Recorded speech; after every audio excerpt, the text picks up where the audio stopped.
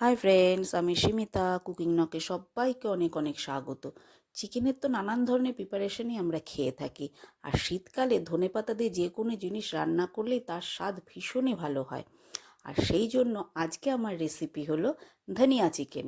আর ধনিয়া চিকেন বানানোর জন্য এখানে আমি 700 গ্রাম চিকেন ভালো করে ধুয়ে নিয়েছি। এবার এর মধ্যে দিয়ে দিচ্ছি 1 চামচ গোলমরিচ গুঁড়ো। 1 চামচ গোলমরিচ গুঁড়ো দিয়ে দিলাম। এবার এর মধ্যে আমি দিয়ে দিচ্ছি স্বাদ মতন লবণ। স্বাদ মতন লবণ আমি দিয়ে দিলাম। এবার দেব 1 চামচ হলুদ গুঁড়ো। 1 চামচ হলুদ গুঁড়ো অ্যাড করলাম। এবার হাফ পাতিলেবুর রস আমি এর মধ্যে অ্যাড করব। দেখতেই পাচ্ছ, হাফ পাতিলেবুর রস আমি এর মধ্যে দিয়ে দিলাম। এবার এটাকে খুব ভালো করে মেখে আমি 10 মিনিটের জন্য ম্যারিনেশনের জন্য রেখে দেব।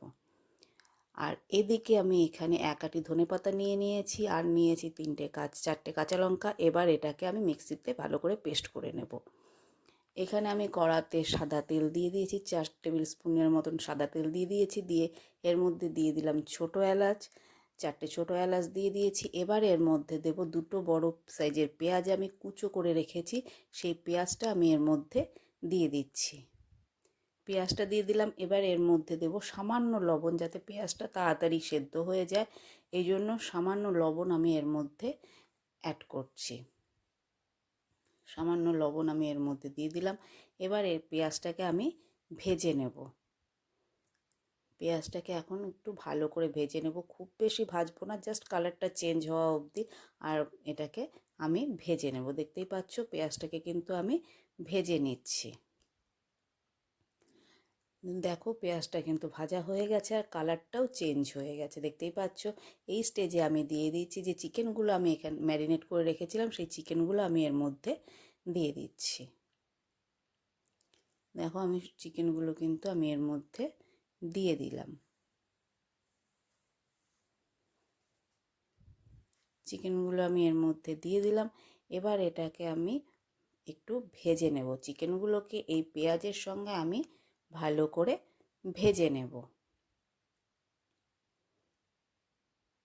দেখতেই পাচ্ছ, খুব সুন্দর করে কিন্তু আমি চিকেনগুলোকে মিশিয়ে নিচ্ছি। এবার এটাকে আমি ভালো করে ভেজে নেব।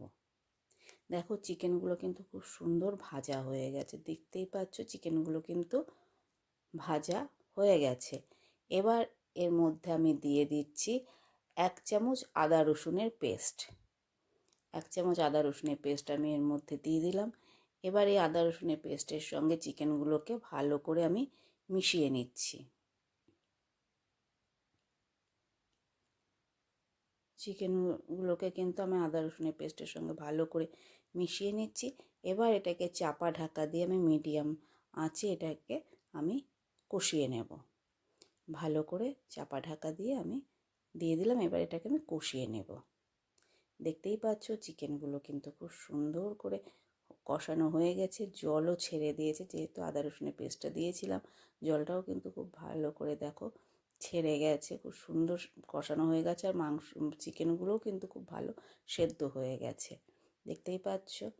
এবার আমি এর মধ্যে দিয়ে দিচ্ছি যে ধনেপাতার যে পেস্টটা আমি বানিয়ে রেখেছিলাম, সেই পেস্টটা আমি এর মধ্যে দিয়ে দিলাম। দিয়ে এবার এটাকে ভালো করে মিশিয়ে নেব। আর দেব মিক্সি ধোয়া সামান্য জল আমি এর মধ্যে অ্যাড করে দেব। দেখতেই পাচ্ছ, মিক্সি ধোয়া জলটাও কিন্তু আমি এর মধ্যে অ্যাড করে দিয়েছি। এবার এর মধ্যে দিয়ে দেব 1 চামচ বিট নুন। বিট নুন দিলে কিন্তু টেস্টটা একটু ভালো হয়, ওই জন্য বিট নুনটা এর মধ্যে দিয়ে দিলাম। দিয়ে এবার চিকেনটাকে আমি ভালো করে ফুটিয়ে নেব। চিকেনটা ভালো করে ফুটিয়ে নেব এখন। দেখতেই পাচ্ছ, চিকেনটা কিন্তু খুব সুন্দর ফুটে গেছে, আর কালারটাও কিন্তু দুর্দান্ত এসেছে। ফাইনালি রেডি হয়ে গেছে ধনিয়া চিকেন।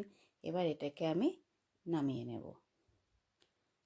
দেখো, আমার ধনিয়া চিকেন কিন্তু রেডি হয়ে গেছে।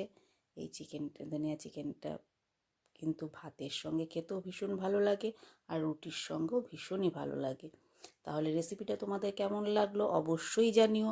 আর রেসিপিটা যদি ভালো লাগে থাকে তাহলে একটা লাইক করে আমার পাশে থেকো। আর তোমরা যদি আমার চ্যানেলে নতুন হয়ে থাকো তাহলে আমার চ্যানেলটা সাবস্ক্রাইব করে দিয়ে অবশ্যই আমার পাশে থেকো।